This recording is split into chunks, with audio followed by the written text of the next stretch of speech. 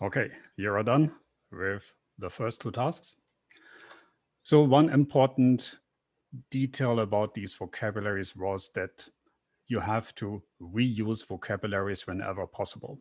Yeah, our goal is to integrate knowledge from different sources into these knowledge graphs. And to be able to understand them, we have to have a shared understanding about the data. And we get this shared understanding using the vocabularies. Now, if everyone would be using a different vocabulary, of, let's say, for describing an author, then there would be no easy way to integrate the knowledge. There's still some limited way of merging, as you've seen earlier, using the URIs, but a deeper semantic understanding wouldn't really be possible. So this is one of the first rules when you develop AI applications, data integration applications using knowledge graphs, that you reuse vocabularies wherever you can. And as you've seen in some of the lab exercises, you can also extend a vocabulary. If a vocabulary misses a certain term or property, you don't have to reinvent it from scratch. You can just use it and add this additional term to your own vocabulary. So there is a number of core vocabularies. By now, you've seen some of them, something like FOVE, Dublin Core, and so on. And over time, the more you work with knowledge graphs, you'll see more and more of these standard vocabularies. In the beginning, it's a bit overwhelming. And as always, when you deal with software, they are the ones that are used widely. They are the ones that people used a few times, but have sort of been abandoned. And yeah, just like with software libraries, you'll find vocabularies in all kinds of state of development. But again, once you continue working with this, you'll get a better idea how to look at vocabularies, how to evaluate them, and how to reuse them in your project. So far, we talked about RDF schema, RDFS vocabularies, and I mentioned briefly that this is not the only vocabulary language that's possible. Another one is OWL. So OWL is an abbreviation for the web ontology language.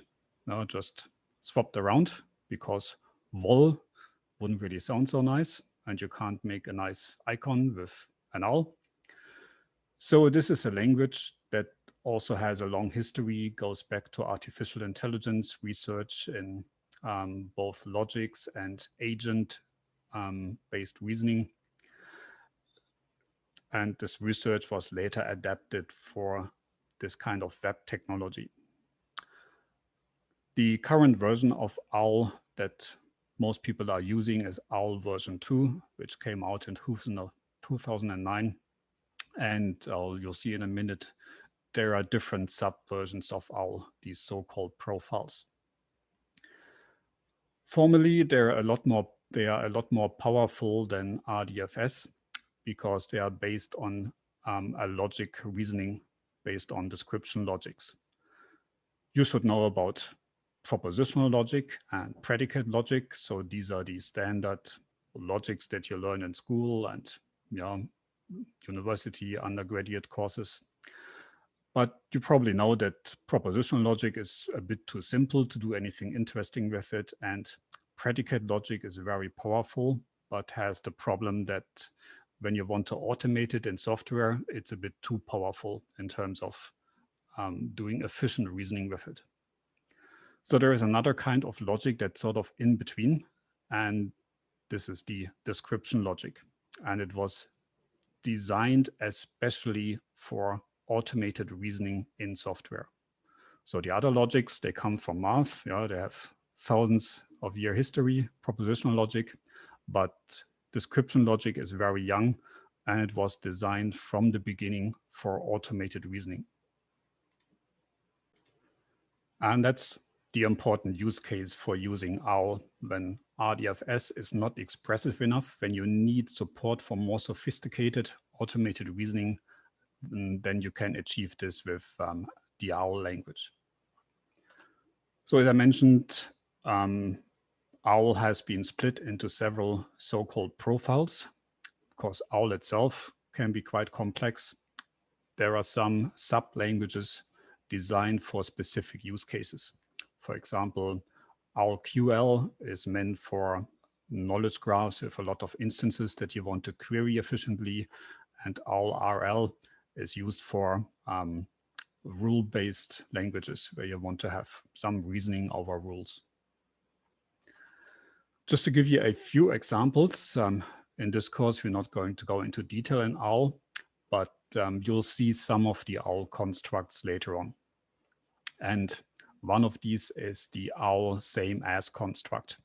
They basically say that two URIs, so this is a property, so you have URI, OWL same as another URI, and they tell you that these two URIs refer to the same concept. And there's also the inverse, the negation OWL different from.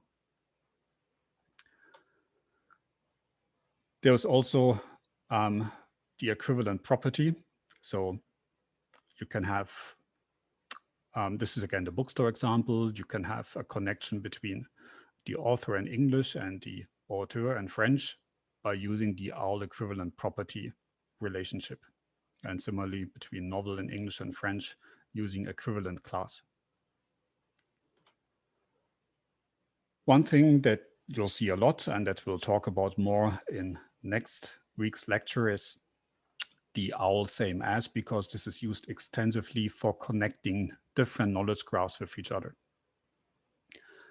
So here, in this example, you see the city of Amsterdam in DBpedia, and we want to connect it to another knowledge graph, which has geographical information, the GeoNames knowledge graph. And again, this knowledge graph has an entry about the city, but it looks very different. It's a different authority and has a different ID. So now if you want to connect these two knowledge graphs with each other, this is something you can do with the OWL same as construct. We'll talk about linked open data in the next lecture in detail, but for now, just notice that this is a way to connect two entries, two URIs in different knowledge graphs with each other. And as a quick exercise, go to worksheet number 3 and try out this OWL same as in task number 3. And I'll see you back in the next lecture part.